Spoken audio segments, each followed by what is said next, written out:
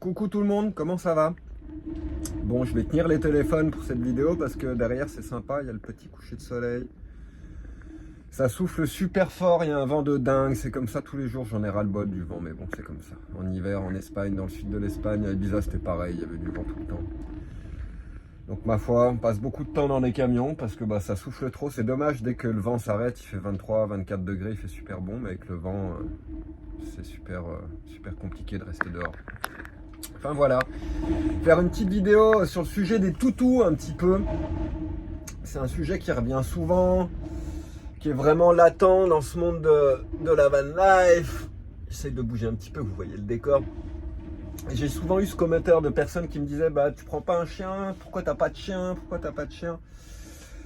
Alors moi j'adore les toutous, il y en a toujours autour. Ma pote Marilena à Ibiza, c'était son boulot de garder les chiens, donc elle avait systématiquement, très souvent, entre 3 et 6, 7 chiens avec elle. Mon pote Elvis pareil, il avait son chien, enfin bref, j'ai toujours eu des potes avec des chiens, donc j'ai toujours eu des chiens à côté de moi. Donc déjà c'est ce qui fait que je ressens pas le besoin d'en avoir un. Parce que il y en a toujours autour et les chiens c'est compliqué en fait quoi. Pour tous ceux qui se demandent s'ils veulent prendre un chien dans leur camion, dans leur camping-car, moi je pense qu'il faut vraiment y penser. Moi dans mon cas, ce qui est clair, c'est que déjà j'aime pas gueuler quoi. J'aime pas monter la voix, j'aime pas me mettre des coups de stress comme ça pour rien. Et quand t'as un toutou, t'as pas le choix. T'as vraiment pas le choix, il y a des fois tu es obligé de lever la voix. Moi je vois les gens qui ont des toutous. Bon, il y en a certains qui gèrent bien, qui ont des chiens qui ont été bien dressés, bien éduqués, et pour le coup ils sont pas trop obligés de s'énerver, les chiens sont zen, à peine ils leur disent de rentrer, ils rentrent, ils sont pas là à faire des foufous, etc. Mais la réalité c'est que généralement les chiens, quand il y a d'autres chiens avec eux, puis dans ces campements de camping-car, à chaque fois qu'il y a des gens au camion, etc., il y a toujours plein de chiens. Donc ton chien, il sera jamais tout seul. Et c'est là que tu sais comment ça se passe, quoi. Les toutous, quand il y a d'autres toutous, ils deviennent tout foufou. C'est là qu'il commence à y avoir des batailles de chiens, qu'il commence à y avoir des actions un petit peu speed dans tous les sens. Et là, même si ton chien il est calme, tu passeras pas à travers. Tu seras obligé de lever la voix en permanence. Donc moi déjà ça a été un point fondamental. Dans le fait que je veux pas de toutou, aussi le fait que je voyage, j'aime bien voyager en permanence, des fois prendre l'avion, etc. Et tous les amis qui ont des chiens, je les vois plus voyager, plus prendre l'avion. Ceux qui voyagent en camion, c'est pas un problème, quoi, mais quand il s'agit de prendre un avion, 2 avions, 3 avions avec des connexions, partir en Asie, en Afrique, en Amérique du Sud avec un chien, c'est soit super compliqué, soit c'est pas possible. Donc, ceci faisant cela, moi, ma décision, elle a été assez simple à prendre. En plus de ça, moi quand j'étais gamin, j'étais asthmatique. Maintenant, je le suis beaucoup moins. Alors curieusement, je faisais de l'asthme d'effort quand j'étais jeune. Je pouvais pas faire beaucoup de sport.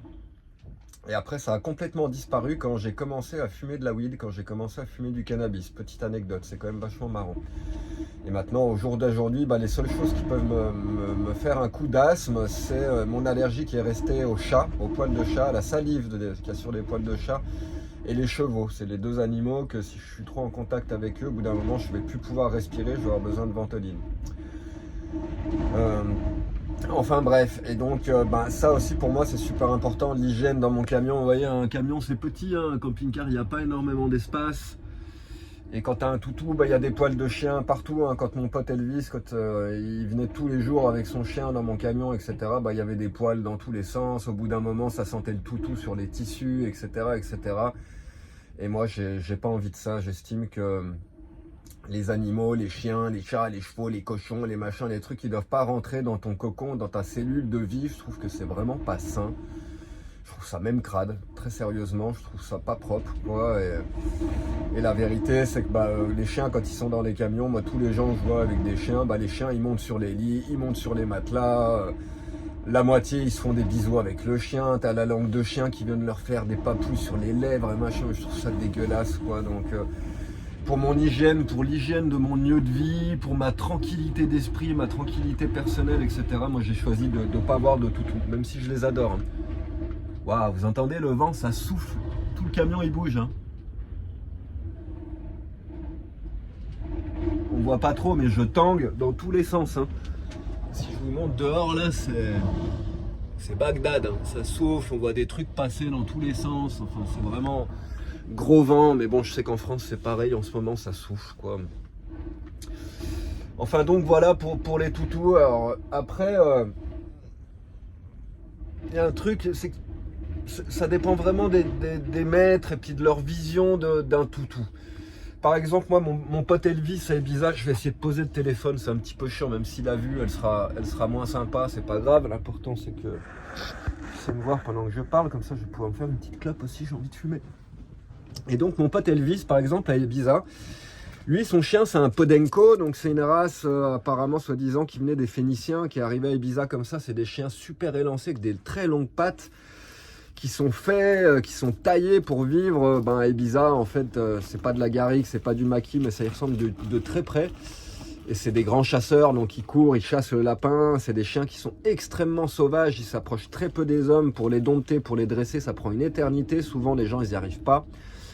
Je connais plein de gens à Ibiza qui ont des Podenco, ils s'échappent tout le temps, c'est-à-dire que souvent le Podenco il se barre dans la montagne pendant un jour ou deux, il revient après, ils font leur vie, c'est vraiment des chiens sauvages, ils sont très très proches du loup.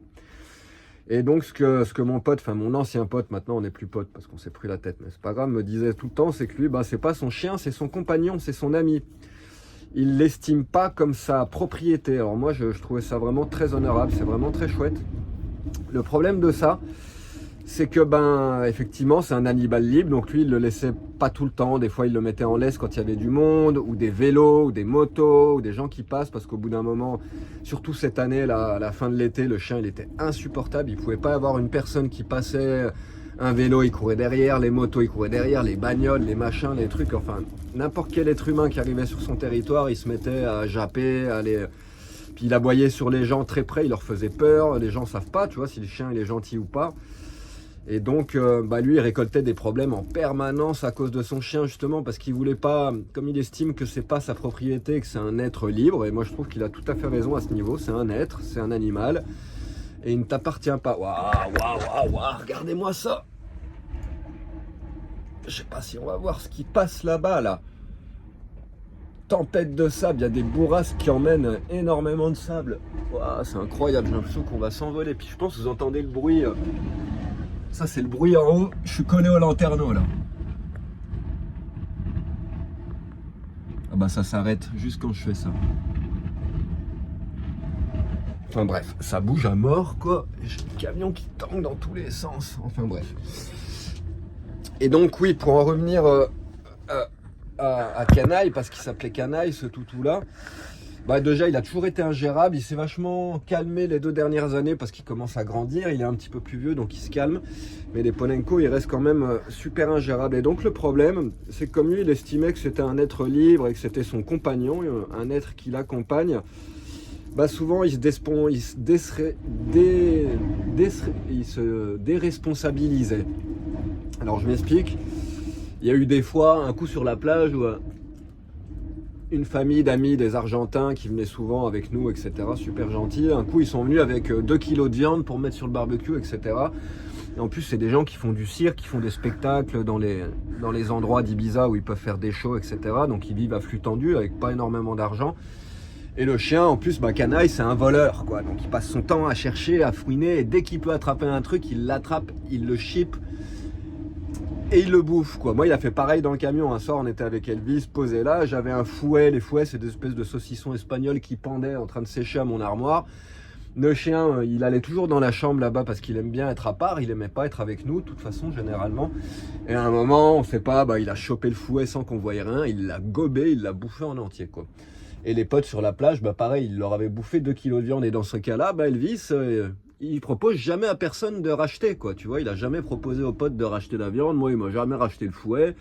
C'est pareil, un coup, on est allé en soirée avec mon camping-car. On a laissé le chien 2 secondes dans le camping-car parce qu'on allait voir en reconnaissance si mon camion pouvait passer et monter la montagne, s'il y avait assez de place. Il a passé 5 minutes tout seul dans le camion, il a abîmé une moustiquaire sur la fenêtre qu'il a flinguée. Et ça, je m'en suis rendu compte plus tard, mais il m'a rayé le tableau de bord là-bas sur la boîte de l'allume-cigare, il y a ces marques de griffes, quoi. Et ça, c'est pareil, c'était la première fois que je m'étais embrouillé avec Elvis, c'était à cause de ça, parce que Je lui ai dit quoi, c'est bien gentil, ton chien il a bousillé le truc et tout, et maintenant moi faut que j'achète un store pour la fenêtre, ça coûte 60 balles, tu trouves ça normal que c'est moi qui le paye et puis que tu te proposes pas surtout? Parce que quand tu lui dis, il fait ok machin, je vais te le payer, je vais te l'acheter, comme il a fallu que je gueule et puis que je demande. C'est pas un réflexe, alors qu'une personne responsable qui se responsabilise pour son toutou, si ton chien il fait une connerie, t'assumes quoi, tu rachètes la bouffe qu'il a mangé, tu dédommages les gens, etc., etc. Et lui il le faisait pas. Donc c'est bien beau d'estimer que ton chien est libre, que c'est un animal libre, mais quelque part c'est quand même ton compagnon, c'est un être, c'est un animal, donc il n'est pas responsable. Ils sont un peu foufous les animaux, ils sont pas conscients qu'ils abîment du matériel, qu'ils abîment des fenêtres, qu'ils bouffent la bouffe des gens, qu'ils n'ont pas d'argent, etc., etc. Donc forcément tu dois te faire responsable. Et le problème c'est que lui il jouait vachement sur ce tableau-là. Alors d'un autre côté il y a des gens aussi pour qui leur toutou c'est des esclaves quoi. Passent leur journée à leur gueuler dessus, ils leur laissent aucune marge de liberté, aucune marge de manœuvre, ils leur font aucunement confiance, etc., etc. Et moi je trouve ça encore pire peut-être, quoi. Ces chiens qui sont vraiment esclavisés comme si c'était des jouets en fin de compte. Après j'imagine, j'ai pas de chien, mais comme je vous dis, j'en côtoie en permanence de toutes les sortes, de toutes les races, etc. Ça dépend aussi beaucoup des caractères des chiens. Il y a des chiens qui sont plus faciles que d'autres. Il y en a certains qui sont ingérables. J'étais sorti avec une nana à Ibiza, celle avec qui j'ai eu le gros problème légal, ça s'est fini au tribunal, etc. J'en avais parlé dans une vidéo. Elle avait un toutou, 2 jours après qu'on soit sortis ensemble, elle commençait à me le laisser en garde, mais le truc c'est que son chien il était tout petit, il s'appelait Roméo, un tout petit chien minuscule, mais une teigne quoi, et il passait son temps à se barrer, à s'échapper. Dès que tu le laissais s'échapper, il s'échappait, et t'arrivais plus à l'attraper, donc lui il courait autour de toi, il était super rapide et tu pouvais plus le choper quoi. Et je me rappelle qu'elle, souvent elle partait au boulot le matin, elle pouvait pas partir ou elle arrivait super en retard parce qu'à chaque fois qu'elle partait, le chien il se barrait, il lui fallait une demi-heure, 3/4 d'heure pour attraper le toutou et des fois elle n'y arrivait même pas, elle était obligée de partir et puis laisser le chien en liberté en espérant qu'il disparaisse pas quoi. Donc faut aussi voir ça, hein. Les chiens c'est vraiment des êtres à part entière, hein. Chaque être a sa personnalité, ils sont tous différents, il n'y en a pas deux pareils. Et donc tu sais jamais trop quelle carte tu vas piocher, c'est vraiment de la loterie cette histoire, hein. Toi tu les choisis, ils sont tout bébés, ils sont mignons, etc., etc. Mais leur caractère il n'est pas forcément encore forgé. Et donc tu sais pas comment ça va évoluer. Mais c'est marrant, je trouve que c'est un petit peu karmique les toutous, parce que souvent ils vont donner un enseignement à leur maître pile poil ce que leurs maîtres ont besoin d'apprendre quoi. S'ils ont besoin de prendre sur eux, c'est le chien qui va leur donner. C'est souvent... je trouve ça souvent parfait. Quand je vois les gens avec leur chien, je comprends pourquoi ils ont leur chien, en fin de compte. Sans dire qu'en plus, pas tout le temps, mais il y a quand même pas mal de fois où soit ils se ressemblent beaucoup, le maître et le chien, soit c'est les totales opposés aussi, tu vois. Mon pote Elvis, c'était ça, quoi. Le chien, il est grand, il est svelte, il est musclé, il est sportif. Elvis, il est petit, il est un peu gros, il est pas sportif, etc. C'était tout l'inverse, c'était marrant. Et donc... c'est marrant quoi, c'est vraiment un monde à part les toutous. Mais voilà, il faut vraiment être conscient de tout ça quand tu vas prendre un chien en camping-car. Alors je vois aussi beaucoup de nanas en camping-car seules qui ont des chiens. Alors là c'est par protection clairement. Moi c'est personnel, j'aime bien les gros toutous, mais j'aime pas les chiens qui peuvent avoir des comportements dangereux. Et il y a certaines races de chiens qu'on connaît qui peuvent être vraiment, vraiment dangereux. Mais bon, même ces chiens qui sont dangereux, au final, c'est souvent leur éducation, s'ils ont maltraité, qui sont dangereux. Moi, j'ai toujours une grosse appréhension sur les pitbulls, parce que on entendait plein de choses sur les pitbulls. Mais j'en ai connu plein, des nanas avec des pitbulls ou même des mecs avec des pits. Et les pits, souvent, ils sont très ralentis, ils sont très calmes, ils sont très gentils. C'est des amours totales, quoi. Et ils doivent se demander d'ailleurs, parce qu'ils sentent la peur, la crainte. Les chiens, ils ont des antennes pour ça, hein, ils sentent vraiment. Ils doivent se demander des fois pourquoi les gens ils flippent quand c'est des chiens qui sont super zen comme ça. Ils doivent être là, mais pourquoi ils ont tous peur de moi parce que tu as une mâchoire comme ça et que si tu restes attaché à un beefsteak, on peut plus te détacher. Leur mâchoire c'est des étaux et il faut quand même bien penser à ça. C'est que même si ton chien il va te défendre, si derrière ton chien il mutile une personne, même si l'autre personne elle t'a attaqué ou elle essayait de machin, tu peux te retrouver avec des gros problèmes aussi, sans parler des problèmes avec les enfants. J'en parlais l'autre jour avec ce vieux monsieur avec qui j'ai eu le problème sur le parking là. Il y a un autre voisin qui est venu me voir qui m'a dit que son chien avait attaqué un gamin, il lui a mordu la fesse alors que le gamin passait en courant à côté. Le gamin a fini à l'hosto. Et ça, faut y penser parce que Il y a pas mal de pays où si la personne qui est mordue, elle est vénère et qu'elle a envie de se venger, elle va appeler les flics et puis ton chien il peut se faire piquer tout simplement, quoi. Alors après moi s'il y a un truc que je déteste aussi, pareil, et ça m'arrive très rarement parce que je sais pas pourquoi, j'en parlerai après quoi, mais c'est que des fois ça arrive, il y a un chien et puis il te jappe dessus. Moi ça m'arrive pas souvent. Mais ça arrive qu'il y ait des chiens qui t'attaquent ou qui viennent, qui soient clairement agressifs. Et moi, j'ai horreur de ça. Et quand ça se passe, je rentre dans l'art des maîtres, quoi. Je leur gueule dessus. Tu fais quoi avec ton chien? Rappelle ton chien et machin. Et bidule, je trouve ça inadmissible. Et ça arrive souvent quand tu es à la plage sur les serviettes, que t'es posé tranquillement. Les gens, ils arrivent avec leurs chiens, ils les laissent libres. Allez, c'est parti. Et les chiens, ils calculent pas les serviettes, les matelas, les trucs qui sont par terre. Et systématiquement, ils viennent, t'as ta serviette qui est ruinée, t'as de la terre partout, de la boue dans tous les sens, tes vêtements qui sont crades, etc. Et je trouve que les maîtres, ils sont vraiment irresponsables avec ça. Souvent, ils en ont même rien à foutre, ça les fait limite rigoler, mais moi, c'est vraiment pas marin. En plus, moi, comme j'ai cette psychose, à chaque fois que je suis posé sur une serviette que je vois des chiens, à chaque fois, c'est pour ma pomme, et le chien, il le sent, et puis il vient en courant. Et en plus, il m'adore, les toutous, généralement. Donc, ils me voient, ils ont envie, ils viennent. Puis, comme je vous disais, ils voient pas ce qu'il y a par terre. Il y a une serviette par terre. Quoique ils ne voient pas, je sais pas, parce qu'ils adorent s'y poser. À peine tu te lèves, ils viennent s'asseoir ou s'allonger sur ta serviette. Donc c'est bien qu'ils la voient aussi. Ils aiment bien ce qui est molletonneux et ce qui est tout doux. Le lit, le matelas, le canapé. Ils sont pas bêtes, les toutous, hein. Attention, quoi. Et donc, oui, je pense qu'ils ont un petit peu des antennes, les chiens, effectivement. Alors, il y en a certains qui disent que oui, les chiens, ils sentent les énergies. Et qu'il y a certaines personnes, elles veulent se faire japper tout le temps, etc. D'autres jamais. Alors moi, je trouve que c'est complètement, c'est pas vrai, c'est random. Il y a plein de facteurs qu'on connaît pas, on ne sait pas ce qui se passe dans la tête des chiens. Ça peut être parce que tu es rentré sur son territoire, ça peut être parce que tu l'as surpris, parce qu'il t'a pas vu, ça peut être pour une odeur, ça peut être pour plein de trucs différents, on n'en sait rien. Et moi je l'ai vu avec Canaille, le chien d'Elvis justement, qui courait après tout le monde, qui gueulait sur tout le monde. Il gueulait sur tout le monde, donc là tu peux pas commencer à dire que chaque personne qui se pointait avait une mauvaise énergie, que c'était son karma ou je sais pas quoi, et que pour le coup, j'ai vu un post sur internet qui disait ça, que si les chiens ils te jappent en permanence, etc., c'est que faut que tu t'inquiètes parce que ton énergie elle est mauvaise, mais c'est pas vrai. Il y a des chiens qui sont un petit peu vrillés comme ça et qui ont tendance à japper sur tout le monde, quoi. Et les chiens, certes, ils ont les sens qui sont très aiguisés, mais ils n'ont pas les sens assez aiguisés pour sonder ton âme et savoir si tu es une belle personne ou pas. Ils connaissent pas ta vie, ils connaissent pas ton karma, ils connaissent pas tes actions passées, etc. Et ils peuvent pas sentir ces choses-là. Il y en a certains qui vont me dire que si, moi je suis intimement persuadé que non, c'est pas des... Faut arrêter, quoi. Alors après, je voyais un truc très intéressant sur les toutous tout à l'heure, que effectivement quand les chiens ils viennent et qu'ils te lèchent, c'est pas du tout ce qu'on pense. En fait, ce qui était expliqué, c'était des scientifiques qui expliquaient ça, c'est qu'en fait le chien il fonctionne principalement grâce à l'odorat, ce qu'il sent, et puis la langue, quoi. Donc c'est vraiment pour eux leur manière de se communiquer avec le monde. Et c'est comme ça qu'ils vont venir te sonder, te scruter. Alors ça peut être aussi bien, eux apparemment ils captent un petit peu les hormones sur ta peau, les bactéries, etc. Donc ils peuvent sentir ton humeur, ton état d'esprit, si tu es heureux, si tu es dépressif, etc. Ils peuvent sentir plein de trucs.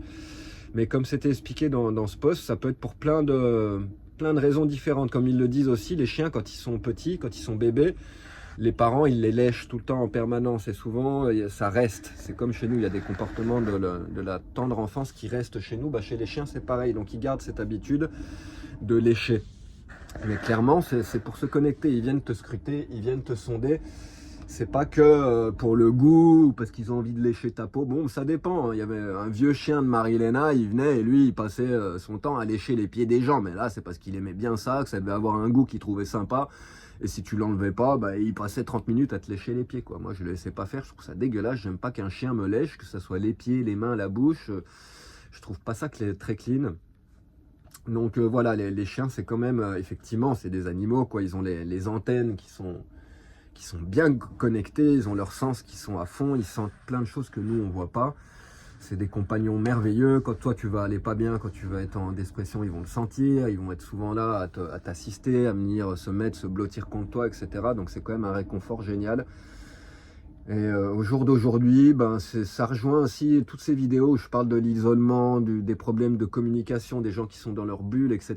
Et je vois de plus en plus de personnes qui me disent, soit ils me le disent sur YouTube, sur les commentaires, mais je le vois moi dans mes amis. Marie-Léna, elle était comme ça, elle aime de moins en moins les humains, elle communique de moins en moins avec les humains, son havre de paix, c'est les chiens, parce que ils sont pas chiants, c'est un petit peu, je dirais pas de l'amour inconditionnel, parce que l'amour, quand il vient de l'extérieur, il est jamais inconditionnel, mais c'est vraiment un amour facile, c'est des compagnons fidèles, et donc pour plein de personnes qui sont en totale désillusion avec la société humaine et les rapports humains actuels, c'est un refuge, les toutous, c'est là-dedans qu'ils trouvent contact, parce qu'on est des animaux sociaux, nous aussi on a besoin d'avoir contact avec d'autres animaux, et il y a plein de gens qui compensent avec les toutous.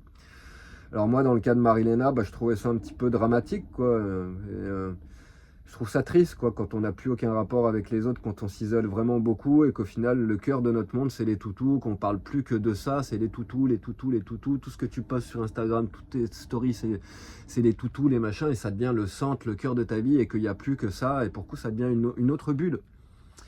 C'est aussi ça le truc, moi j'ai pas envie de tomber dans ce piège-là, parce que parfois, moi aussi, je peux ressentir la solitude, ou la détresse, ou la dépression, ou la tristesse, etc.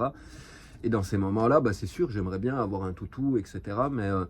Mais j'oublie pas que dans les autres moments qui sont quand même 99% du temps où tout va bien et où la vie est cool, je ressens pas le besoin d'avoir un compagnon pour combler ce vide, en fin de compte. Et en plus de ça, ça serait une énorme responsabilité, comme je le disais. C'est comme un enfant, donc après tu te retrouves souvent à négocier avec les gens. Il y a tout le temps des actions avec l'extérieur, avec les autres maîtres, avec les autres chiens, avec les enfants, avec les trucs. Et pour le coup, c'est un micmac sans fin dans lequel moi, j'ai pas envie de me plonger, j'ai pas envie de me mettre là-dedans, j'ai pas envie de perdre mon énergie à gueuler sur un toutou en permanence, ou même pas forcément gueuler, mais être obligé de lever la voix, ou d'imposer mon autorité sur un être qui, pour moi, est un être à part entière, et je vois pas pourquoi moi, je devrais avoir l'autorité sur un bébé chien, sur un chien, etc. C'est pas ma tasse de thé, je suis pas un esclavagiste, et je trouve que très souvent, les relations homme-chien, elles tournent souvent, quand même, c'est comme ça, quoi. Les chiens, ils demandent à bouffer en permanence, ils font ce que tu leur dises, ils sortent pisser quand tu les sors pisser, etc. Donc quelque part, ça reste quand même des bons esclaves très dociles qui parlent pas et puis qui font tout ce que tu leur dises. Et même si très souvent, les chiens, je trouve qu'ils sont encore mieux traités que les humains. Moi, quand je voyais Marilena, comment elle cuisinait pour ses toutous, tout l'amour qu'elle leur donnait, je peux te dire qu'il y a plein d'humains qui reçoivent pas autant d'amour que ces chiens. Et il y a plein de chiens qui vivent des vies de rois, qui vivent mieux que les humains, clairement, quoi. C'est sûr, et je me rappelle d'ailleurs quand j'étais à la frontière, un coup, frontière Bolivie, je me rappelle plus, ça devait être Bolivie-Argentine. On était plantés là, à attendre depuis des plombes pour aller faire tamponner les passeports, etc., etc. Et puis à côté du pont, puis c'est le pont où tu traverses le pont, et t'es de l'autre côté, t'es en Argentine. Et puis moi, on était posé là, on attendait, on poireautait un verre à le bol. Puis j'arrêtais pas de voir les chiens qui faisaient des allers-retours, qui passaient d'un pays à l'autre, quoi. Et c'est là que je me disais, putain, même les chiens, ils sont plus libres que nous, en fin de compte, quoi. Parce que dans ces pays-là, en Amérique du Sud, moi j'ai vécu en Bolivie pendant quelques années, pendant 3 ans.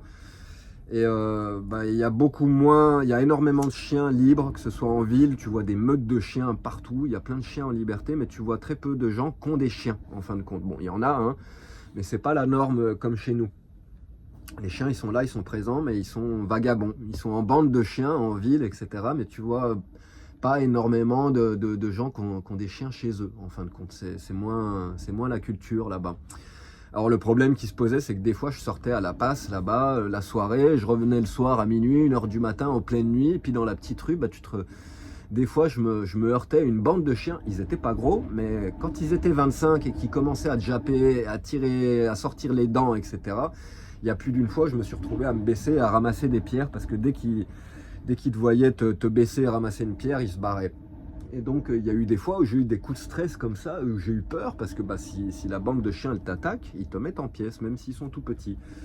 Un chien, c'est costaud, c'est rapide, c'est violent, ça a des sacrées dents.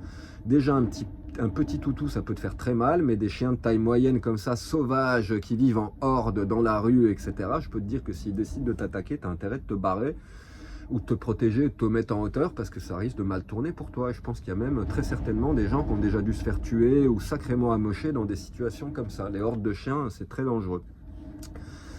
Donc voilà pour le sujet des toutous. Qu'est-ce qu'on pourrait dire d'autre? Il faut être bien conscient de ça, quoi. Ton toutou, il est formateur, c'est comme un enfant. Tu vas pouvoir lui apprendre un certain nombre de choses, pas infini non plus, parce qu'ils ont une faculté d'apprentissage qui est quand même beaucoup plus limitée qu'un être humain, et au final, souvent, je pense que c'est peut-être même l'être humain qui va tirer plus d'enseignements et plus de leçons de son rapport avec son chien, de par les aventures que ça va lui procurer avec les autres humains, les problèmes, les coups de heurt, les coups de speed, les coups de violence, les moments où il se retrouve à courir derrière un vélo, une moto, en jappant tellement fort que la moto, elle manque de se casser la gueule. Le mec, il descend de sa moto, il est tout rouge, il en peut plus, il est super énervé. Et toi, il faut que tu fasses le tampon. C'est clairement pas toi qui courais derrière la moto, mais c'est ton chien. Et comme ton chien, c'est pas ton esclave, c'est un être à part entière. Certes, tu peux le dresser, l'éduquer, mais ça reste un toutou. Et des fois, il y a certaines choses qui les font réagir. Et tu pourras jamais contrôler totalement ça. Donc, il faut être conscient de ces choses-là. Un chien, c'est un petit peu un élément perturbateur dans ta paix.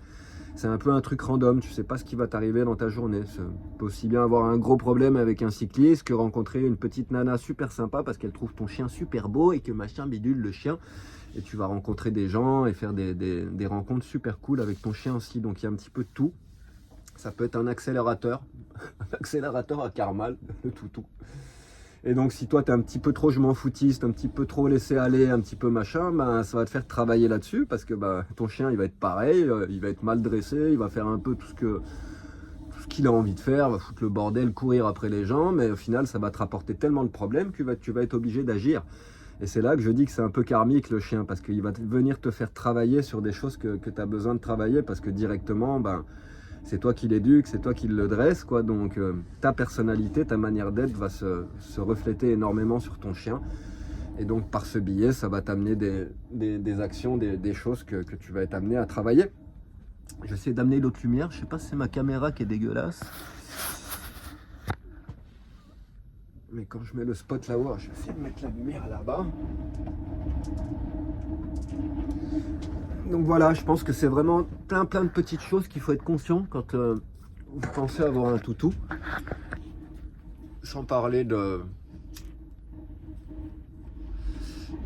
l'espace intérieur, quoi. Tu vois, on n'a pas beaucoup d'espace dans les camping-cars. Les voisins qui sont là-bas, ils ont un gros toutou blanc qui est très gentil, qui est très doux, qui est très calme. Il a le cancer, il a un cancer dans le nez, en fait, dans la peau du nez. Il saigne du nez en permanence avec des trucs rouges tout bizarres, gluants qui sortent du nez. Enfin, et il ronfle, forcément, il fait plein de bruit comme un petit cochon. L'autre jour, on était assis en cercle, on jouait de la guitare. Je croyais qu'il y avait un mec qui faisait de la scie sauteuse au loin, qui essayait de démarrer une moto, je sais pas quoi. Mais en fait, non, c'était le chien qui était juste derrière. Et donc, le toutou, il souffre, mais ils lui ont fait sa niche en dessous du lit. Donc maintenant que le chien il a le cancer, tous les soirs il ronfle et il est calé sous leur lit et ça les empêche de dormir, etc. Donc je pense qu'il faut bien penser à ça. On vit dans des espaces qui sont réduits et avoir un toutou au milieu, déjà au niveau de l'hygiène, au niveau de ta tranquillité, ça peut être vite compliqué. Mais bon, chacun fera le ménage devant sa porte et puis chacun décidera selon ses envies, ses humeurs. S'il a envie d'avoir un toutou, moi je suis personne pour te dire si tu dois avoir un chien ou pas, quoi. Moi je trouve ça génial, il y a plein de gens qui ont des chiens dans leur camion, dans leur truc. C'est très cool, moi j'adore les chiens, je passe énormément de temps à les caresser, à leur parler, à leur faire des papouilles, à jouer avec eux, etc. Donc tant mieux s'il y en a qui ont des chiens et qui décident de vivre en promiscuité comme ça dans leur véhicule. Moi ça me permet de copiner avec leur toutou et d'avoir mes petits potes à poil, et je trouve ça super sympa parce que c'est quand même comme ça qu'on décharge. Apparemment quand tu caresses un chien, ça génère je sais plus quelle hormone dans ton corps, enfin, ça fait un bien fou en fait, c'est une connexion, hein. Et ce que disait le post Instagram que j'ai vu tout à l'heure, c'est en fait un chien qui te lèche, c'est une des connexions les plus pures que tu pourras jamais expérimenter. C'est un petit peu comme dans Avatar quand ils se branchent avec la queue. Tu sais, ils ont une queue comme ça, puis ils se branchent avec les plantes, etc. Quand le chien il vient et qu'il te lèche, c'est pareil, c'est la nature qui vient te palper, qui vient te sonder. Donc c'est vrai que c'est une connexion qui est quand même vachement pure. Et puis les toutous, ils sont géniaux, ils sont marrants, ils arrêtent pas de faire des conneries, de faire des gaffes, des machins. Enfin, c'est vraiment des êtres... moi, je les adore. Ils sont vraiment top et ils sont vraiment là pour nous illuminer nos journées, nous faire rire. C'est vraiment génial. Les toutous, heureusement qu'ils sont là, parce que sinon, si avec les chats, franchement, le monde il serait pas pareil. Moi, les chats, c'est pas mes potes. Ça a jamais été mes potes. Pour moi, un chat, t'es son esclave, il te traite comme une merde, etc. Bon, c'est pas systématique, il y a des chats qui sont très gentils, qui sont très doux, etc. Mais moi, j'en ai vu plus d'un des chats chez les potes où tu t'approches d'eux, ils te mettent des coups de griffe, ils te déboîtent, tu peux pas les caresser. Puis des fois, ils viennent, ils te demandent une petite caresse, tu commences à les caresser. Au bout de 2 secondes, paf, ils se mettent à te mordre, à te griffer. C'est des enfoirés, les chats, c'est des félins, c'est des chasseurs, c'est des...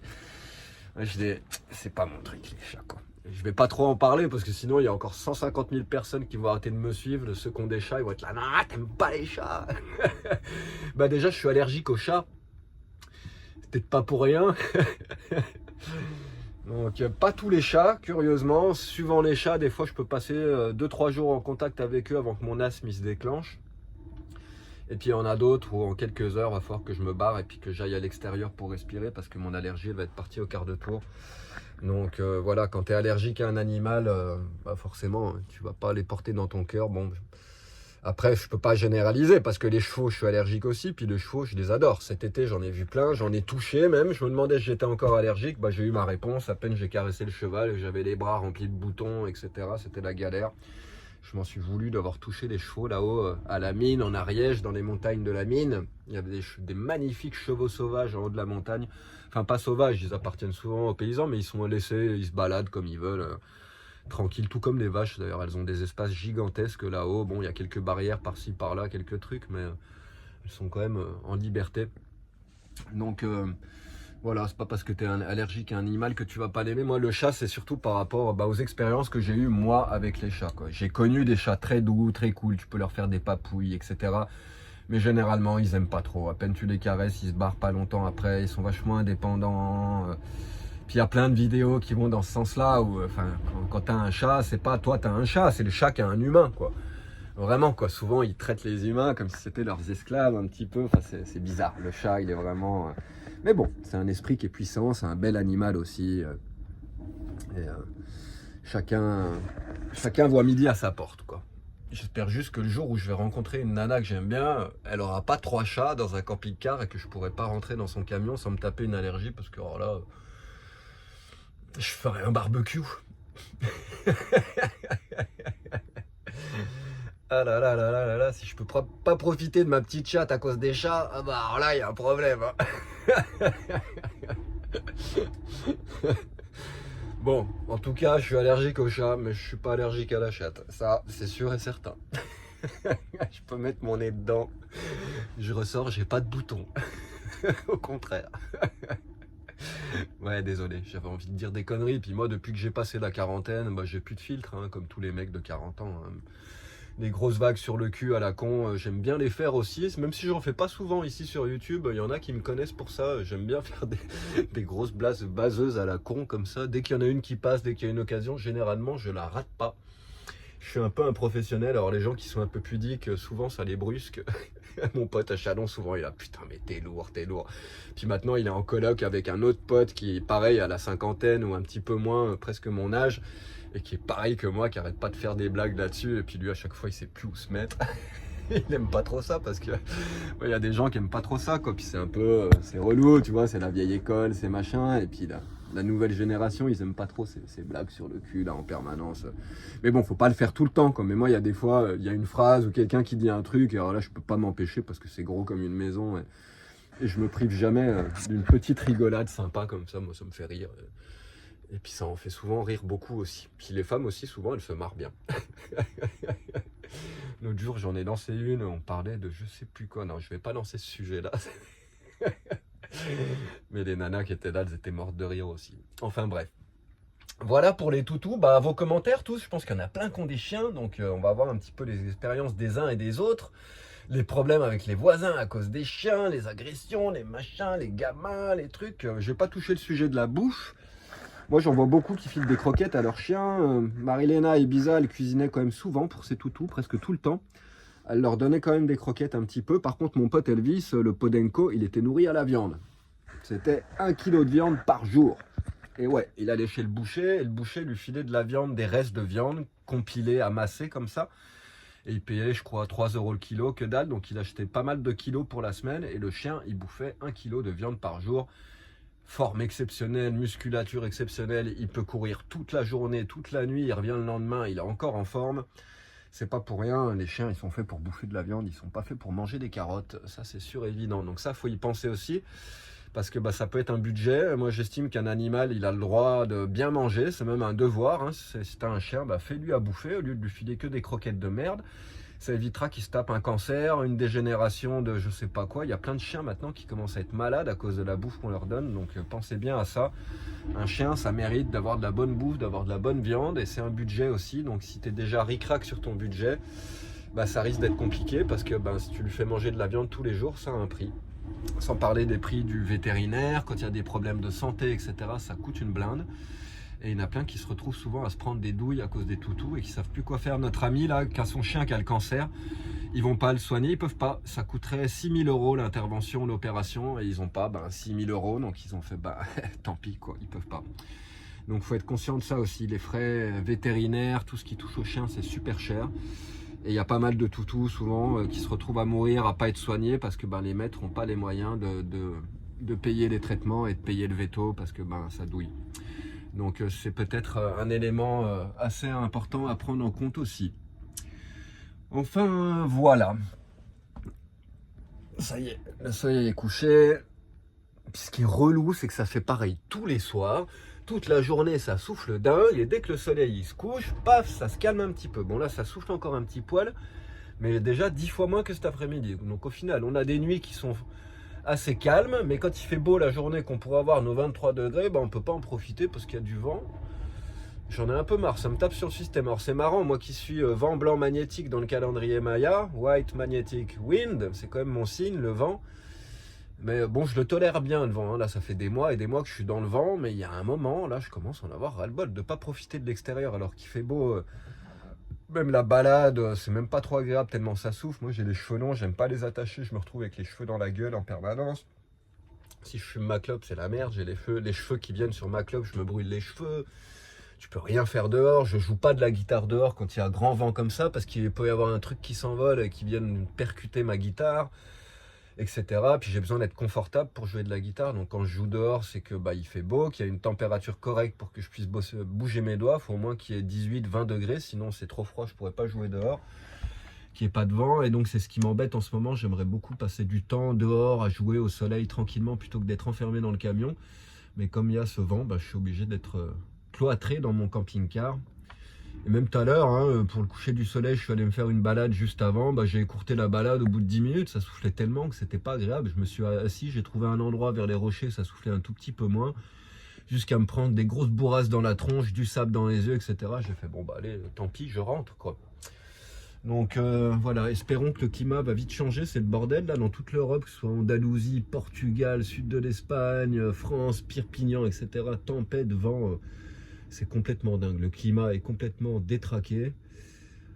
Mais bon, je pense que là, on assiste au final. Passé le mois de février, mois de mars, ça va se calmer. Et puis mois d'avril, ça va être cool. Mais ici, si on a déjà des 23 degrés ces jours-ci, dès que ça va se mettre à moins souffler, on aura des températures super acceptables et on pourra commencer à se baigner. C'est dingue parce qu'on n'est pas si loin de la France, mais le climat est radicalement différent. Dès que tu passes la frontière, tu arrives à Barcelone, tu sens direct la différence, tu enlèves tes pulls et tes trucs, tu sors tes tongs. Puis quand tu arrives au niveau de Valencia et que tu descends en dessous de Valencia, en hiver, je te dis, dès que le soleil il sort, tu as plus de 20 degrés facilement. À Ibiza, c'était pareil, voire encore mieux. Le meilleur climat que j'ai trouvé pour le moment en Europe, pour moi, c'est Ibiza. Le plus doux hiver, l'été le plus chaud, etc. Il fait beau très très souvent là-bas. D'ailleurs, je suis en train de ça fait quelques jours que je me demande si j'ai pas envie de retourner là-bas dans ma solitude, parce que je commence à en avoir ma claque de tous les camping-cars à côté, etc. Il y a des histoires avec les voisins un petit peu, pas tout le temps quoi, mais hier, l'autre jour, quand je me suis crêpé le chignon avec le petit voisin qui avait son groupe électrogène, je me suis déplacé, lui il est parti derrière quoi, donc j'ai pu m'avancer un petit peu, me mettre en diagonale. Tout de suite, il y a la voisine qui est venue frapper à la porte. Alors la voisine, il faut savoir qu'il y avait mon pote Mano qui était garé à côté de moi. Il est parti mettre de l'eau dans le camion. Il avait laissé des trucs par terre pour réserver sa place. Chose que je dénonce. Moi, je ne le fais pas. Quand je m'en vais, je m'en vais. Si quelqu'un prend la place, tant mieux. Quand je reviens, j'en prends une autre. Et c'est que je devais avoir une autre place. C'est fin de l'histoire. Lui, il avait décidé de laisser des choses par terre. Quand on est revenu, il y a la petite nana avec le Hummer qui est là juste en face, qui avait viré ses trucs, qui a pris sa place. Moi, j'ai rien à dire. J'ai fait pareil quand je suis arrivé à Nerja là-bas. J'ai viré les trucs qui étaient par terre et j'ai pris la place. Jusqu'à là, pas de problème. Mais là, quand même, la nana, elle vient me voir et puis elle me dit ouais, machin. Elle est allée voir les autres voisins, elle me fait bah écoute, l'autre voisin il va bouger normalement plus tard et tout, j'aimerais bien que tu te décales un peu plus, que tu te mettes plus comme ça. Alors c'est marrant parce que je venais de me décaler, avant j'étais garé le long de son camping-car et franchement on avait 1,50 m entre les deux véhicules. Et là je me suis déporté, je me suis ouvert comme ça, donc j'avais le cul du camion qui était proche, toujours à la même distance, mais tout l'avant du camion qui partait beaucoup plus loin, ça nous faisait une espèce de cour. Et j'ai fait exprès pour qu'il n'y ait plus personne qui puisse se garer ni à droite ni à gauche. Comme ça, plus de problème avec les voisins.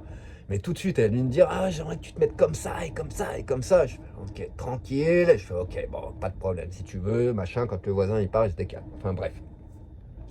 Puis ce matin, je me suis réveillé. Puis elle vient tout de suite me voir. Elle fait machin, ouais, tu peux te décaler, le voisin il est parti, machin. Et là, je sors et je regarde dehors. Elle avait mis des trucs pour réserver la place. Je fais mais t'as pas l'impression d'abuser, toi? T'es venu te garer là, t'as enlevé les trucs du pote Mano, t'as pris sa place, quoi. Et puis là, bah tu fais pareil. Elle fait non, mais c'est pour toi que je fais ça. Je fais bah tu m'excuses, non, tu fais ça pour toi, parce que toi tu veux que moi je me décale et que je me mette de telle manière. C'est pas pour moi que tu as réservé la place, c'est pour toi. Donc tu trouves pas ça un petit peu bizarre? Tu te mets là, t'enlèves les trucs du pote pour se mettre à sa place, et après toi tu fais pareil, tu réserves la place là pour que moi je m'y mette. Putain, elle l'a mal pris quoi, elle a tiré la gueule, elle fait non, bah ok, machin, elle est allée enlever les trucs. Je fais non, mais t'inquiète, je vais me décaler, je vais me mettre là-bas, et machin. J'ai senti que ça aurait pu clasher encore plus, peut-être plus tard, encore le même genre d'action. Je fais allez, c'est bon, tant mieux. Merci d'avoir gardé la place, je me suis décalé, je me suis mis comme ça, et puis rebelote en fait, je me suis mis, je pourrais vous montrer ça, mais je suis garé de telle manière, je me suis mis en diagonale pour que personne puisse se mettre à gauche ni à droite. S'il y a quelqu'un qui se colle, je ne peux plus sortir, donc personne ne se collera, parce que les gens ils font quand même attention à ça, à ce que tout le monde puisse sortir, circuler, se garer, etc., etc. Donc je me suis mis de telle manière à ce que je puisse plus avoir de voisins à 2 mètres de mon camping-car. Là j'ai l'avant du camping-car du voisin qui est à 2 mètres, mais le cul de son camping-car qui est à 5 mètres. Et de l'autre côté, bah, c'est pareil, j'ai le cul de mon camping-car qui est à 2 mètres du camion et l'avant de son camping-car qui est à 5 ou 6 mètres du mien. Ce qui nous laisse des espèces de petits jardins privatifs. Eux, ils sont garés un petit peu droit comme ça. Et moi, entre les deux qui sont droits, je suis en diagonale. Comme ça, personne ne peut se vautrer comme ça. Et on arrête d'être garés comme des lapins, parqués comme des lapins. Là, c'est bon, quoi. Un petit peu de confort, un petit peu de tranquillité. Surtout qu'elle, ça lui va bien là-bas. Elle a une gamine. Une gamine qui s'est fait blesser, elle jouait, il y a un gamin qui lui a acheté un pic dans la joue, elle est revenue au camping-car avec un bâton planté dans la tête, je l'ai vue arriver en pleurant, la nana était dégoûtée, elle avait l'image du sang sur sa gamine, elle a pleuré, etc. Enfin bref, il se passe toujours des trucs, les gens ils sont incroyables. Donc voilà, ceci faisant cela, moi je commence à avoir d'avoir retrouvé ma solitude, mais là je suis emmerdé parce qu'on est au mois de février, et la réalité c'est que dans les montagnes espagnoles, bah là, c'est les montagnes espagnoles, c'est pas l'Andalousie, c'est pas la côte, c'est pas la Méditerranée, et il fait froid comme en France. Donc je peux pas les mettre dans les montagnes avant mars, avril, pour avoir des températures normales. J'ai pas envie de me recommencer à chauffer, etc. Et je suis en train de... Je me demande pas, je réfléchis pas à ça, mais des fois j'ai la sensation, j'ai envie de retourner sur mon spot à Ibiza, où je suis tout seul, la solitude, l'ermite en haut de ma falaise, c'est magnifique, c'est bien plus beau qu'ici. Tous les spots que j'ai fait en Andalousie, toute la côte andalouse, d'ici à Guila jusqu'à Nerja, jusqu'à Malaga, etc. Certes, c'est pas vilain, c'est beau, c'est machin. En attendant, je trouve, c'est mon goût personnel. Ibiza, c'est 100 000 fois plus joli. C'est le paradis sur terre là-bas. Qu'est-ce qu'elle est belle cette île. Alors voilà, maintenant que j'ai pris ma dose de lien social, etc., c'est pas dit que ça me prenne pas du jour au lendemain et je retourne pas me mettre là-bas jusqu'au 1er juin, parce qu'après le 1er juin, il y a cette nouvelle loi qui va se réactiver. Et tu es obligé d'avoir une réservation de camping du 1er juin au 1er octobre. Et là, ils rigolent plus, ils mettent des amendes à tout le monde, ils menacent les gens de mettre des amendes de 30 000 euros, ils te laissent des stickers sur le camping-car en disant attention, t'as pas le droit d'être garé là, amende de 30 000, etc. Et moi, j'y étais donc du 1er octobre jusqu'au mois de janvier, mi-janvier, et j'ai eu aucun problème. J'ai vu 2 ou 3 fois les flics passer sur mon spot seulement en l'espace de combien de mois? Octobre, novembre, décembre, en 3 mois et demi. Ils m'ont jamais fait chier, ils m'ont jamais rien dit, mais clairement, ils ont des ordres. En basse saison, ils disent plus rien. Ça les arrange bien, l'île elle est vide, tout le monde se barre, ils gagnent tous plein de fric à Ibiza, et en hiver, ils sont tous au Mexique, en Inde, à Tulum, à Bali, à Bidule, ils vont claquer le pognon qu'ils ont gagné pendant la saison. Ce qui fait que l'île, elle est toute vide. Et donc, ça leur va bien de recevoir les camping-caristes et d'avoir du tourisme off-season, de basse saison. Donc, l'ordre est donné, ils font pas chier. Donc, je sais que là, jusqu'au 1er juin, ça va être la même. Ils vont laisser tranquille. Et la réalité, c'est qu'Ibiza, à partir du mois de mars, il fait super beau, il fait bon, tu peux commencer à te baigner. C'est comme si c'était le début de l'été en France. Et après, le 1er juin, quand cette loi elle se met en place, 1er juin là-bas, il commence déjà à faire un cagnard de dingue. Tu te tapes des 40 degrés, des 45 degrés dans le camion, etc. Tu n'arrives plus à dormir, c'est compliqué. Donc, je me demande, ce serait pas une bonne idée d'aller me faire là-bas, tu vois, me faire mars, avril, mai, 3 mois, profiter encore un petit peu de cet endroit-là. Et puis après sortir de l'île et puis revenir, remonter en France. Pile poil pour le début de l'été quand les températures seront super sympas. Je sais pas, je vais voir. Je suis en train de réfléchir. En tout cas, ce qui est sûr, c'est que je suis en train de prendre ma dose de consanguinité, là, de consanguinité. Enfin, c'est presque ça. Hein. Il manquerait plus que les gens ils fassent des partous entre eux. Il y aurait de la consanguinité. Mais non, c'est, enfin, de con. Ah, j'en perds encore mon français. Enfin bref, j'en ai ras-le-bol d'avoir autant de monde autour de moi. Je pensais que j'allais rencontrer plein de gens, mais j'ai surtout rencontré plein de gens grâce à mon pote Mano, qui lui est parti, il est remonté en Ariège, il ne redescendra pas. Et comme lui, il est très social, il a une espèce d'aura, une énergie qui est vachement solaire, qui est vachement lumineuse. Il y a toujours plein de gens qui gravitent autour de lui. Donc j'ai connu tous les gens qui étaient autour, tous les Français. Enfin bref, je connais un petit peu tous les gens qui sont là depuis un moment. Mais force est de constater que déjà, il y en a quelques-uns qui ont bougé. Mano est parti, Mika est parti, il y en a des autres qui sont partis. Donc aujourd'hui, j'ai parlé avec personne. Il restait mon pote, le Français Olivier, qui est super sympa. Aujourd'hui, il a rencontré une petite nana. Il allait se mettre 15 km plus loin au calme avec la petite nana. Donc il n'y a plus que le couple de Français avec le gros poids lourd vert. Là-bas, j'ai mis la vidéo l'autre jour. Ceux qui font l'artisanat de cuir, c'est des crèmes. Ils sont merveilleux, ils sont gentils. Mais bon, c'est pareil, ils sont en couple, etc. Ma dulcinée n'est pas ici, ma promise. J'ai beau regarder, tourner, me balader. Donc, rester dans un regroupement comme ça, moi, c'est ce qui me disait bien. C'était la possibilité de trouver une petite copine, d'avoir un petit peu de tendresse, ou qui sait, de trouver l'amour de ma vie et puis pouvoir continuer les chemins avec, enfin, avec une compagne, une partenaire. C'est vraiment un rêve que je nourris et je vais tâcher de le matérialiser parce que c'est pas possible que ça continue. D'ailleurs, je pense que je vais écouter le conseil de quelqu'un qui m'a dit qu'il faudrait peut-être que tu enlèves ta carte de tarot là qui est sur ton altar. J'ai ma carte de tarot qui est là. Parce que ça, forcément, ça va peut-être pas attirer une conjointe. C'est l'ermite. Et cette carte, c'est marrant. Elle est arrivée un jour, j'étais à Ibiza, et moi je vivais en ermite à Ibiza, sous mon arbre avec le camion, depuis déjà un an et demi, à être là tout seul en permanence, parce que personne vient dans cet endroit-là, donc la majeure partie du temps, je suis tout seul. Et un jour, je suis sorti du camion, je sais plus si c'était le soir ou le matin, et juste à côté du camion, j'étais toujours garé sous le même arbre, et appuyé contre l'arbre, il y avait cette carte de l'ermite.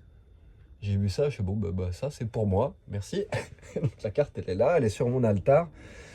Et donc c'est clairement l'énergie dans laquelle je suis depuis un bon moment. Et en fait, je suis là à me plaindre, toujours, enfin pas à me plaindre, mais à avoir envie de rencontrer une nana, de rencontrer cette personne avec laquelle on va s'accompagner sur le chemin jusqu'à la fin de notre vie, j'espère. Mais d'un autre côté, tu vois, je suis là à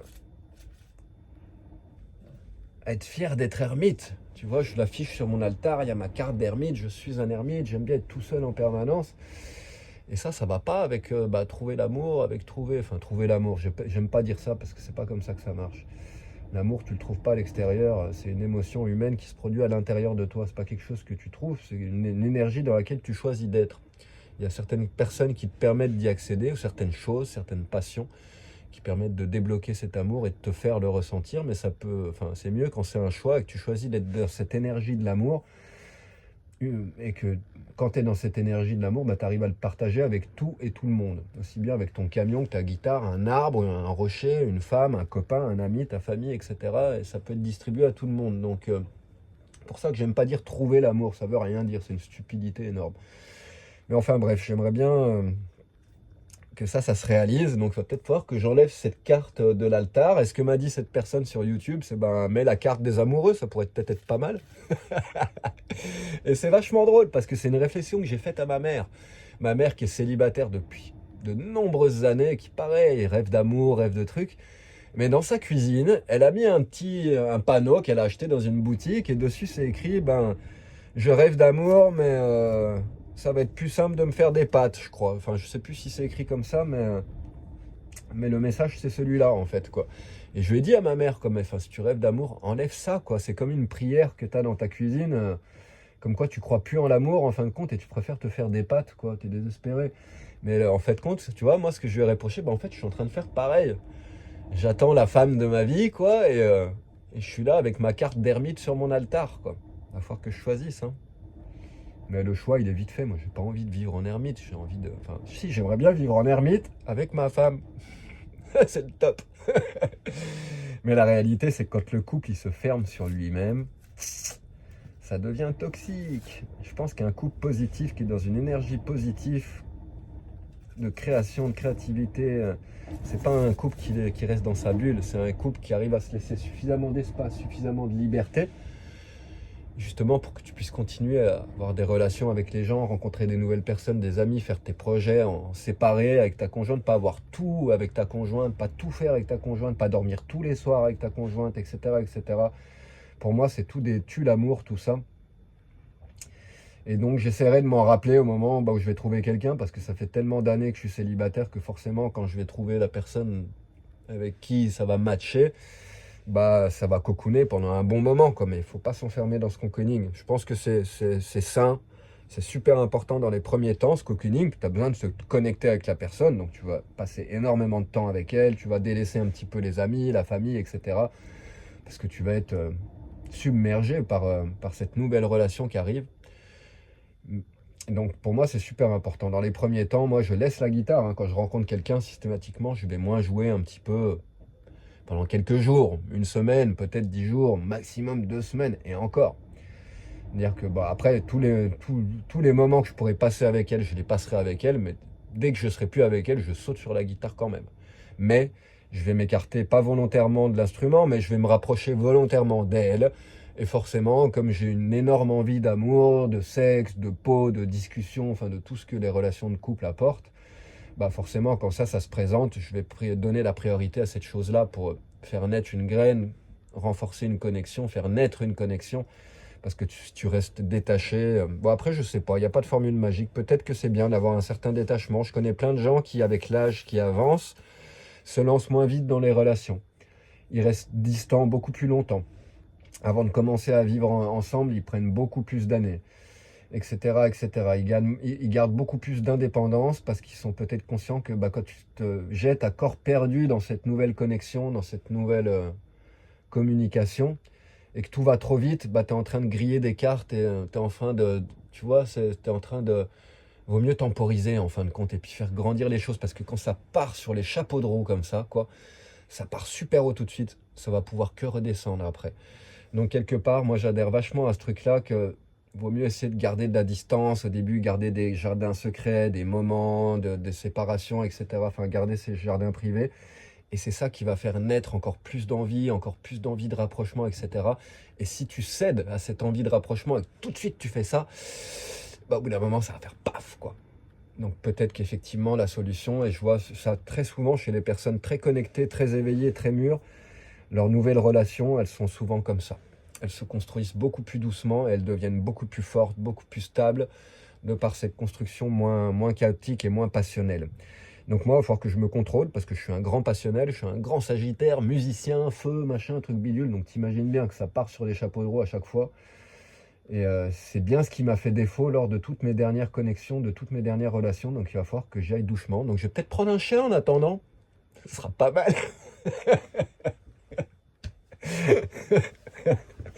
Ah là là. Bon allez, j'arrête de raconter des conneries. En tout cas, je vous fais des bisous à tous.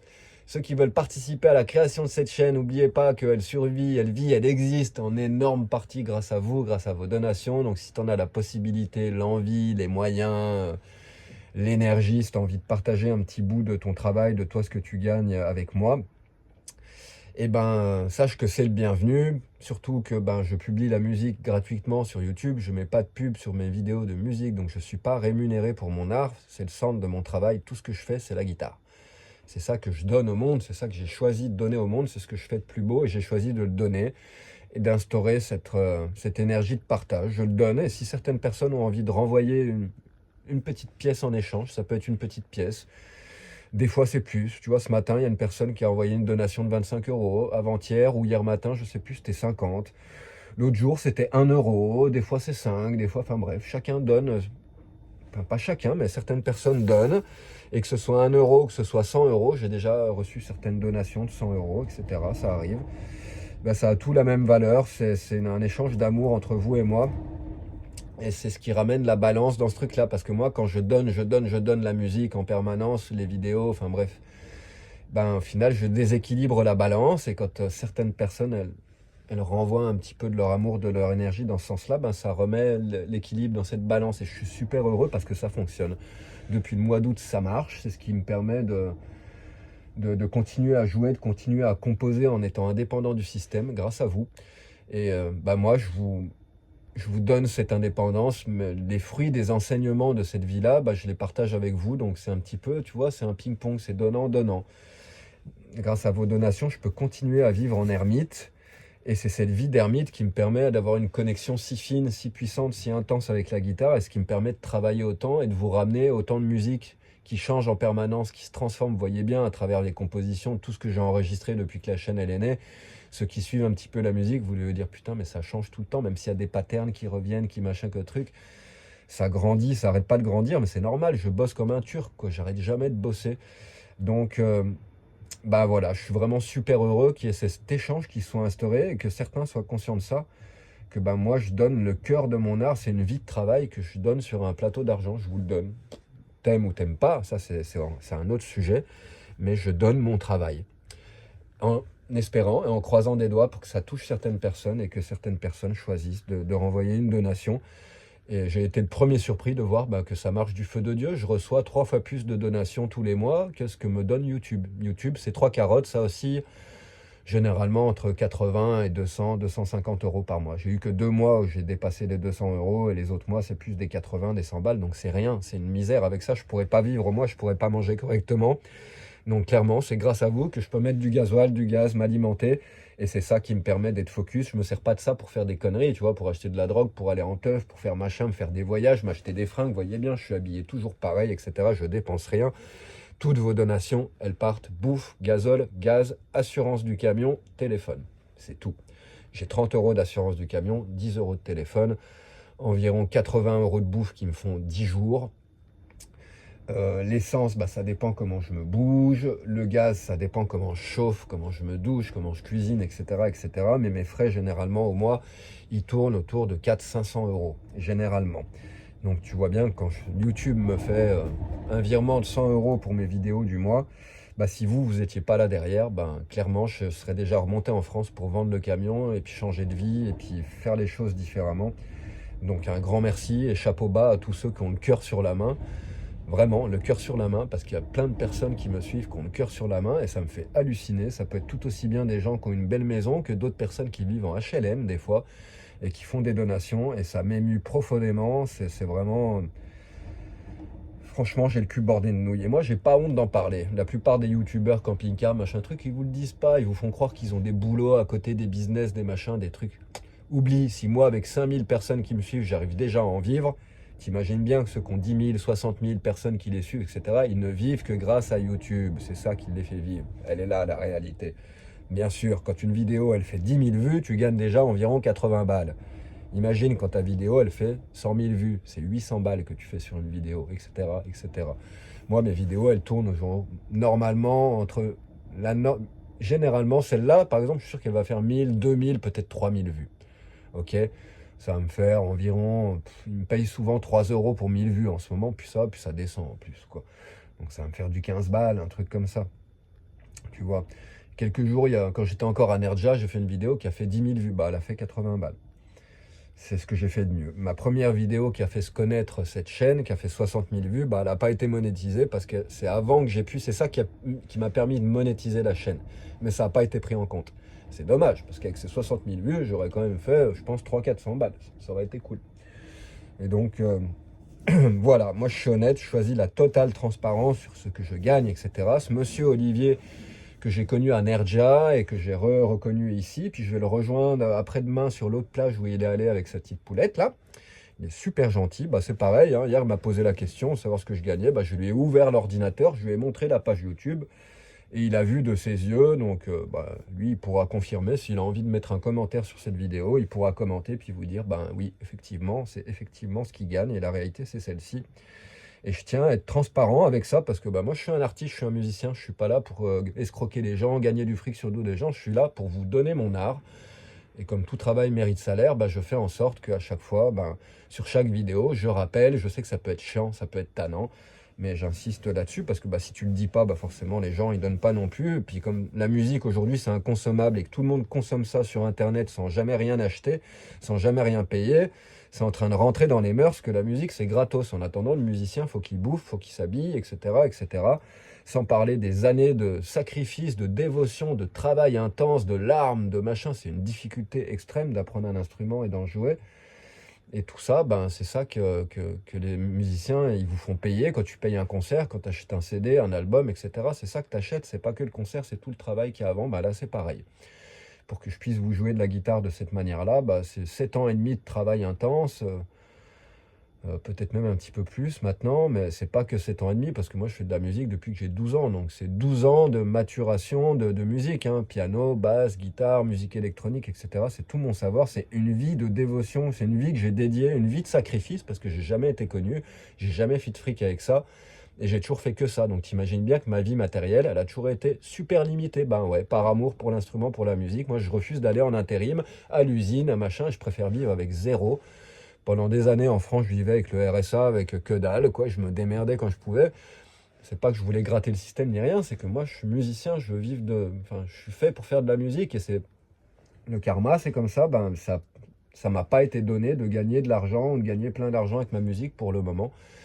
Et c'est pas pour autant que je désespère et que j'arrête de travailler. Je travaille énormément, donc il faut quand même bien que ça finisse par se monétiser. Au jour d'aujourd'hui, elle commence à prendre une forme qui, je trouve, est plus que vendable, ça commence à être acceptable, quoi. Je suis quand même assez fier de ce que j'arrive à toucher à la guitare après 7 ans de travail.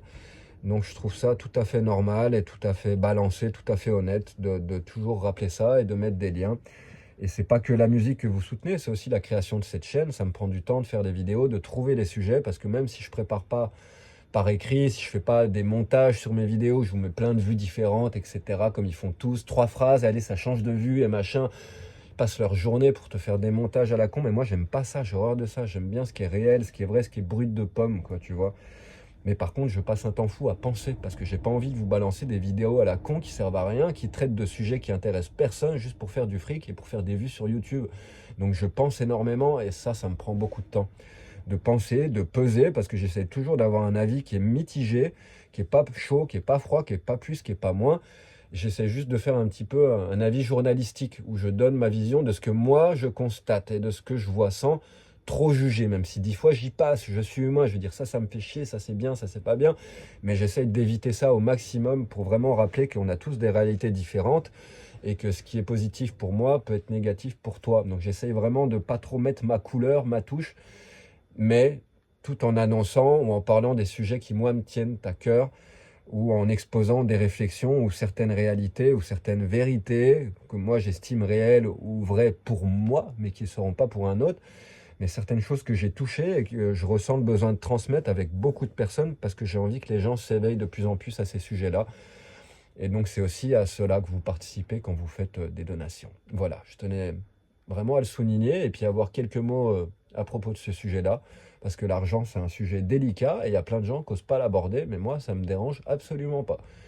Je pourrais même vous montrer ce qu'il y a sur mon compte bancaire, il n'y a aucun problème avec ça. Je ne suis pas millionnaire, j'ai pris la route, comme je l'ai dit plein de fois cet été, après avoir vendu mon synthétiseur, un Virus TI2, tout neuf à 1500 balles, j'ai pris la route avec ça.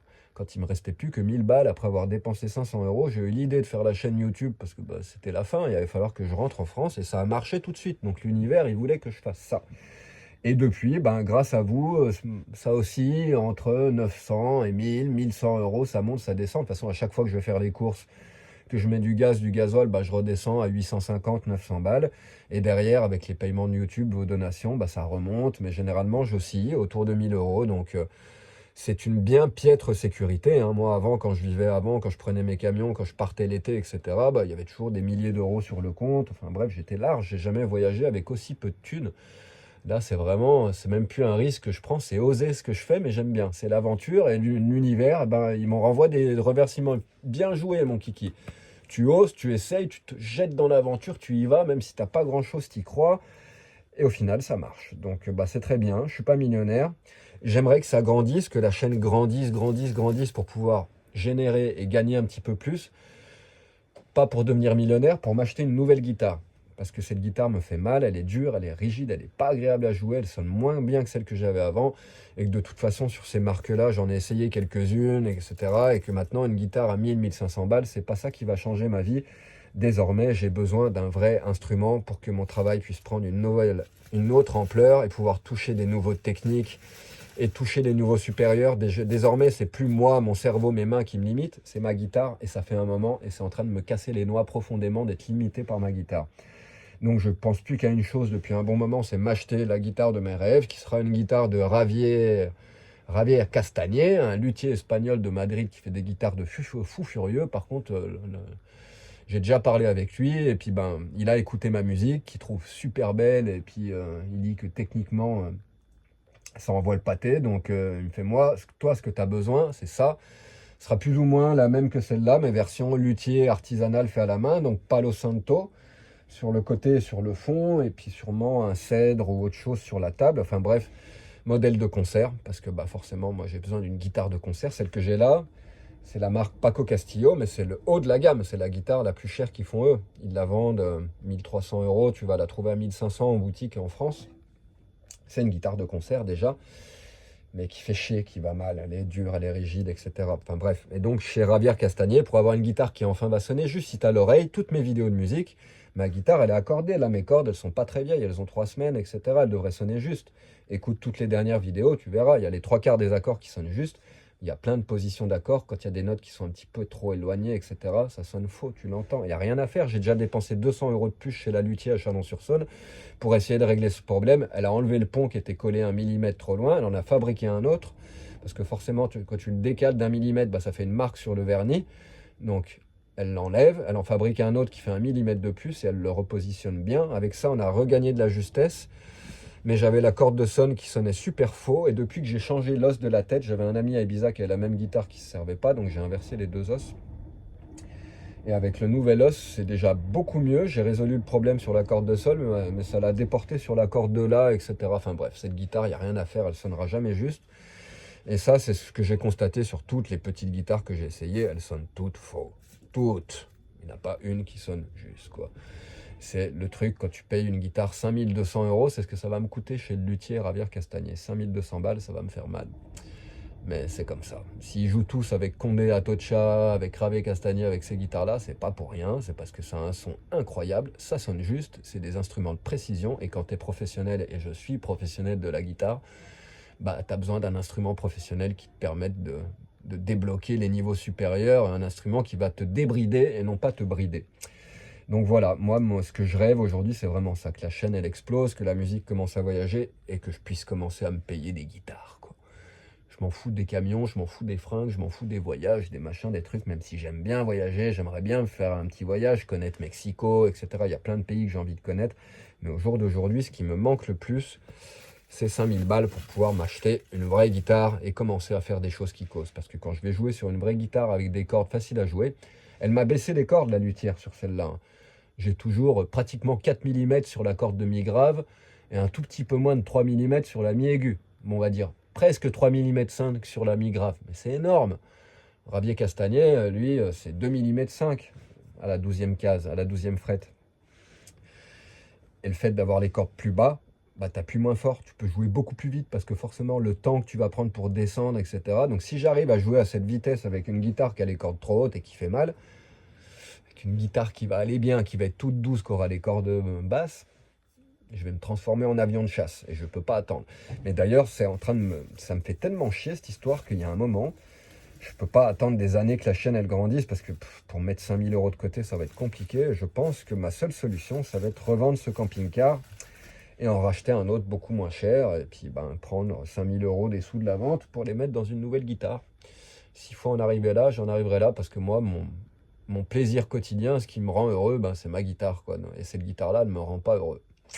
Elle est lourde en plus. J'avais la même avant, quoi. Et là, celle-là, bah, elle est lourde. Elle doit bien faire 1 kilo de plus, que je sais pas ce qu'ils ont foutu. Donc elle est lourde, elle est rigide, elle fait mal, et machin. C'est une torture pour moi, mais bon, c'est pas grave. Je me muscle. Et quand je vais passer sur un vrai instrument, ça va parler. Là, je vais pouvoir me lâcher vraiment et faire des trucs de dingue. Voilà, voilà pour la vidéo de jour. Ça part encore dans tous les sens, mais bon, je crois que vous commencez à être habitués. Enfin bref, pour ceux qui veulent soutenir la chaîne, je mettrai un lien, comme d'habitude, un lien PayPal sur la description de la vidéo. Vous avez juste à cliquer dessus et après, vous pouvez faire une donation. Attention, quand vous faites les donations, je ne sais pas pour toi, la plupart des donations, PayPal ne prend rien, elles arrivent à 100%.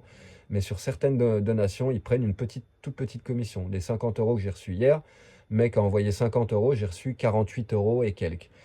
Alors, je pense savoir pourquoi. Alors déjà, si les virements sont faits en dehors de la France, ils prennent un petit pourcentage. Et je ne sais pas si ça a été envoyé de la Suisse, de la Belgique, de la France, du Canada. Mais au-delà de ça, si c'est pas spécifié que c'est un envoi d'argent entre proches, c'est pareil. PayPal, il prend un pourcentage. Donc je ne sais pas si vous avez l'option de choisir, mais si vous pouvez choisir, il faut bien faire attention. Parce que si tu déclares que tu achètes quelque chose, c'est une transaction, que ce soit parce que tu achètes un objet, un service ou quoi que ce soit, PayPal, il taxe. Et je me demande si des fois certains font pas l'erreur justement de ne pas cocher la bonne case. Et c'est ce qui fait qu'ils prennent une petite partie de la donation. Bon, c'est pas grave, c'est pas énorme, c'est des euros, des centimes, quoi. Mais bon, c'est quand même dommage. J'imagine que quand tu fais une donation pour me l'envoyer, tu as bien envie que ça m'arrive à 100%. Et tu n'as pas envie qu'il y en ait une toute petite partie, aussi infime soit-elle, qui se retrouve dans les caisses de PayPal. Ils n'ont pas besoin d'argent, ils sont assez millionnaires comme ça. Voilà, donc il faut être vigilant à ça. Enfin, voilà, les amis. Moi, je vais vous laisser. Je vais me faire à manger tranquillement. J'ai déjà joué pas mal d'heures cet après-midi et je vais reprendre tout à l'heure. Il y a un autre truc qui me chiffonne, c'est que les lives, hier je me suis mis en live pour garder une idée que je venais de trouver. Mais systématiquement l'audio en live est pourri, ça grésille, il y a une espèce de bruit électrique. J'ai tout essayé, il n'y a rien à faire, donc je pense que ça vient de mon fournisseur d'internet en fait. C'est une SIM, c'est une compagnie espagnole toute bizarre, tu trouves pas d'infos online. Je paye 10 € par mois, j'ai tout illimité. Et j'ai eu la mauvaise surprise quand j'ai acheté ça en arrivant à Ibiza. Il fallait que je le fasse parce que je me suis retrouvé dans le bateau, j'avais grillé mon forfait alors que soi-disant il me restait des gigas pour arriver et puis prendre un autre forfait en arrivant. Et en fait non, les gigas ont disparu. Donc je me suis retrouvé dans le bateau sans internet, sans plus rien. Et quand tu n'as plus internet, c'est galère. Tu peux plus regarder sur Google ou aller trouver ton abonnement en ville, etc. Enfin bref. Donc j'ai pu me connecter au réseau du bateau et puis me prendre ce truc eSIM. Ça coûte 10 balles, tout est limité, c'est génial. Par contre, mauvaise surprise, quand j'ai voulu connecter mon ordinateur, il n'y avait pas moyen de faire du partage de connexion. Ils te vendent ça 10 €, mais tu ne peux pas connecter un autre téléphone sur ton téléphone, un ordinateur, etc. J'ai eu de la chance, c'est qu'en fouinant, je suis allé dans les paramètres de connexion du réseau du machin et j'ai pu ouvrir un pont d'accès, un machin. En fait, il y avait déjà les casques étaient là, mais ce n'était pas rempli. Donc j'ai donné un nom au partage de connexion, un code, un machin, et paf, ça l'a activé et j'ai réussi à court-circuiter ce truc qu'eux, ils avaient désactivé en fin de compte. Donc je peux connecter mon ordinateur au téléphone. Et ça, c'est très cool. Parce que si tu regardes sur Internet, sur leur page, ils ne l'autorisent pas. Tu ne peux pas faire de partage de connexion, mais j'ai réussi à contourner le problème. Donc, youpi, c'est cool. Je sais même plus pourquoi je disais ça. Voilà, c'est la preuve qu'il faut que j'arrête de parler et de dire n'importe quoi. Bon, sur ce, je vous embrasse tous très très très fort. Prenez soin de vous. Ah oui, c'était par rapport à ça. Peut-être comme cette compagnie, ça a l'air un peu foireux, etc. C'est peut-être ce qui fait que mes lives YouTube, il y a ce son de merde à chaque fois. Je vais essayer de réécouter les lives quand j'étais encore en France avec la carte SIM française, voir si ça change. Parce que peut-être ça vient du fait que je sois en eSIM, ou peut-être c'est tout simplement l'opérateur espagnol, c'est peut-être tout pourri et c'est pour ça qu'il y a ce bruit de fond. J'aimerais bien comprendre, mais ça me fait chier parce que sinon je me mettrais presque tous les soirs en live ou tous les jours je passe ma vie sur la guitare, donc je pourrais pratiquement laisser le téléphone en continu et vous verrez que je passe mes journées à bosser sur la guitare et puis ça pourrait être très instructif pour certains, très inspirant pour d'autres, ça serait génial, j'adorerais faire ça, mais la qualité audio étant ce qu'elle est, je le fais pas parce que c'est pourri, t'as même pas envie de réécouter derrière tellement le son est à chier. Mais je crois que mon téléphone, cet iPhone 13, de toute façon, il a un son foireux. Je sais pas, il doit avoir un problème. Parce qu'il y a une amie qui avait fait des vidéos de moi à Ibiza très courtes. Il y a des shorts là qui sont sur YouTube d'ailleurs. T'entends comment ça sonne, mais ça sonne trop bien. C'est magnifique. T'entends le claquant des cordes, le son de la guitare comme il se doit. Et force est de constater que même quand j'enregistre pas sur YouTube, juste avec mon téléphone, C'est pas trop mal, mais j'ai pas cette clarté avec mon téléphone. Je sais pas pourquoi, ça m'embête bien. Je trouve ça un peu dommage. Après, je sais que ce téléphone, moi je l'ai eu d'occasion, il avait été jeté. En fait, avant, il avait fait un vol plané de 50 mètres. Il est indestructible, ça avait même pas cassé la vitre, etc. Mais ça a peut-être fait des trucs au niveau intérieur des composants, je sais pas. Enfin bref, donc c'est ce qui m'embête un petit peu. Pour vraiment faire des enregistrements de qualité, il faut que je sorte le micro, le pied, la carte son, que je fasse ça sur le PC. Mais ça, je le fais maintenant désormais uniquement si j'ai quelque chose à proposer. Le téléphone, c'est ça qui est bien, quoi. Je peux le mettre, et puis quand j'ai envie d'enregistrer une petite session, de partager avec vous des moments de musique, je peux le mettre là.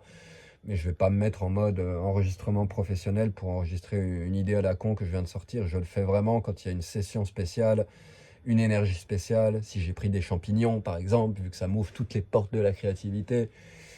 Enfin bref, dans des moments, quand il y a des moments spéciaux avec la guitare, là évidemment j'enregistre au micro et j'essaie de garder des traces et d'enregistrer le mieux possible. Mais encore une fois, je suis pas un son, donc à chaque fois les enregistrements ils sont pas parfaits, etc. Et moi de toute façon, je trouve que le son de la guitare, dès qu'il rentre, qu'il est digitalisé, que ça rentre dans un micro, ça passe par des câbles, ça ressort dans un ordinateur, la magie elle s'est barrée, ça n'a rien à voir avec quand tu écoutes la guitare. Donc moi je milite pour ça. Les instruments, il n'y a rien de tel que les écouter en vrai. En vrai. Et puis sans ampli, sans jack, sans ampli Marshall, sans ampli Fender et tout. Pour moi, ça, c'est de l'électricité. Moi, ce que j'aime, c'est la musique acoustique, acoustique, acoustique. Entendre vibrer le bois, les cordes, le métal, etc. C'est ça qui me fait vibrer. Il n'y a rien de plus beau. Et ce qui me rend triste, c'est que ça, je ne peux pas le partager. Donc, c'est aussi pour ça que je suis ici en ce moment. Ça me permet de sortir la guitare, de faire profiter aux gens du son de la guitare, le vrai son qui sort de la guitare. Chose auquel tu peux même pas avoir accès en concert. Si tu vas voir un grand guitariste flamenco classique ou n'importe quoi en concert, c'est pareil, ça passe par le micro. Derrière, ils font souvent passer ça par des enceintes de monitoring en Genelec, etc. Mais le son, il est transformé. Même si c'est analogique, etc., ça reste du signal électrique, ça perd une partie, c'est plus pareil. Et moi, j'aimerais vraiment que les gens ils retrouvent ce plaisir de profiter du son de l'instrument en réel. Je milite pour ça. Et c'est pour ça que dès que je le peux, je le joue en extérieur pour que les gens profitent du son, de la beauté du son de la guitare. Voilà. Bon allez, je vous embrasse très fort, je vous souhaite une très belle nuit et à très bientôt. Ciao! Mouah.